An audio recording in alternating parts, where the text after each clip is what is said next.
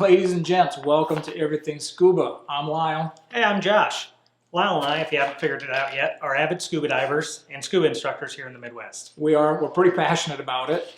We created this channel because we're passionate about it. We want you to find your passion right here at Everything Scuba. If you're a diver, you want to be a better diver, know more about diving.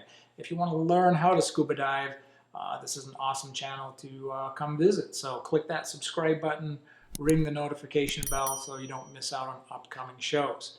So Josh, why is mine bigger than yours? Well, I was always told it's not the size of the SMB or DSMB, it's how you use it. Okay, so let's learn how to use these guys. So this is part 2 of our series on surface signaling devices. Last time, click that link above Josh's head. You can go back to that first episode where we talked about what our recommendations would be, why you would want to have these on you as you dive, and what our recommendations are. We talked about 3 different types of DSMBs, or a delayed surface marker buoy, and it's a way for us to get people's attention at the surface. The delayed portion relates to the fact that you can actually release this from under the water. You've got a line tied to it. You can pop it to the surface if you're sitting there at your 3-minute safety stop. If you're on a drift dive, you want to get the captain's attention, that's a way to do it. But there are different types of DSMBs, and we're going to walk you through those. I'm going to talk at length about my favorite DSMB. This is actually made by Dan, Divers Alert Network, and we'll talk about why it's a pretty cool piece of equipment. So stick around. All right, guys, after covering that equipment, we kind of introduced the 3 DSMBs, delayed surface marker buoys, to you.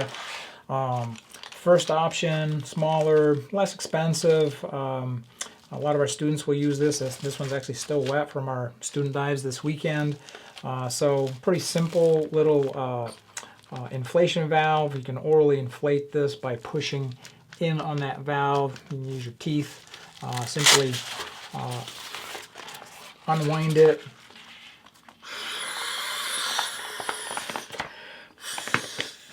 And you can blow that up. It's about 3 feet long. Colors on either side. You can get boat's attention from the surface.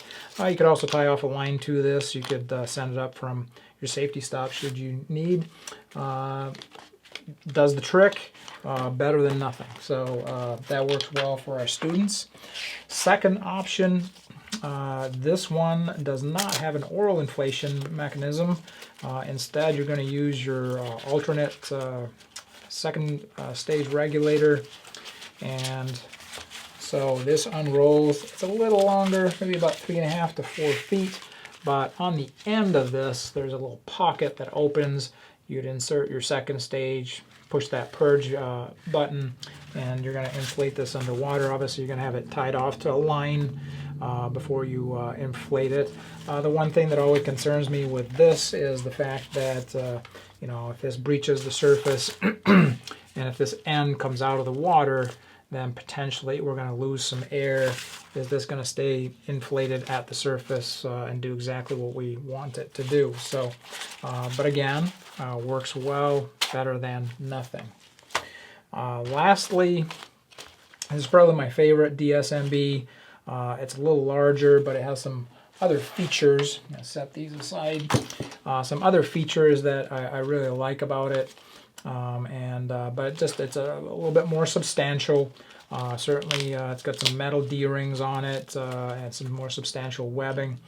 You can clip this off to your BCD, but again, given its size, you might clip this off. Is it going to bug you and bother you as this is rolling around while you're diving? So what I do is on my BCD, I have 2 1/4-inch bungees. They're tight enough that this grips into those bungees, and I have it tucked between me and the wing on my side, so it kind of sits nicely there, and it's tucked in between me and the wing and the tank, so it doesn't bother me while we're diving. I barely even know it's there. But as we unroll this guy, one Nice thing, well, one, it's got Dan's emergency numbers on there, which if you ever needed them, they are a invaluable resource for divers and dive accidents. Right here, you can see that there is a valve release, so it can release air. You can actually use this as a lift bag. It has about a 30-pound lift capacity, and so you want to not carry a separate lift bag with you. You have your DSMB with you, so it can be used in that manner. And obviously that then gives you the ability to control that air as it expands as you move towards the surface and control its buoyancy. But if I unroll this bad boy, it's lengthy. It's about 6 feet long. And also what I like about this is it has a metallic surface on either side.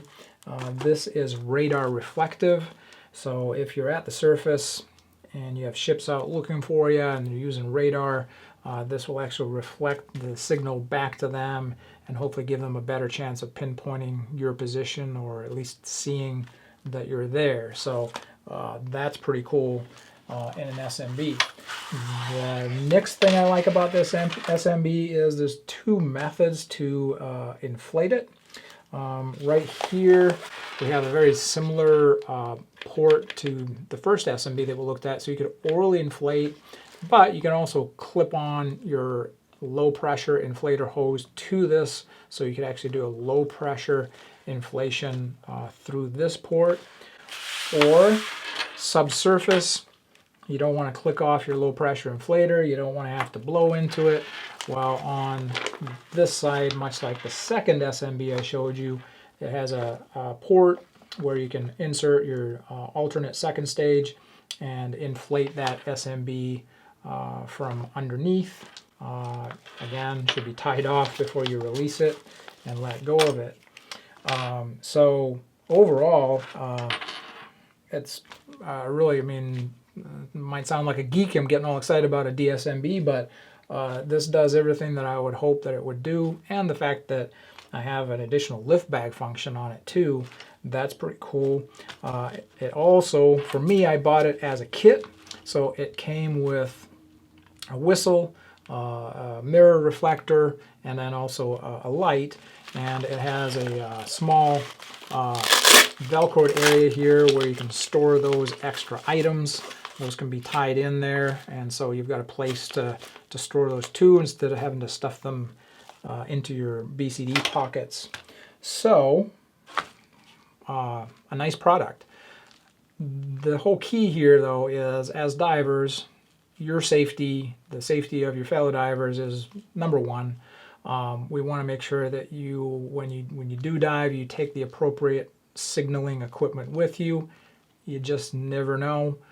We hope to never be in that situation, but best to be prepared for it, kind of like the Boy Scouts. So if this video has been helpful to you, if it's giving you some information, please give us a like down below. Make sure and hit that subscribe button to not miss any upcoming shows. So I appreciate your time. We'll talk to you next time. I'm Lyle. Take care.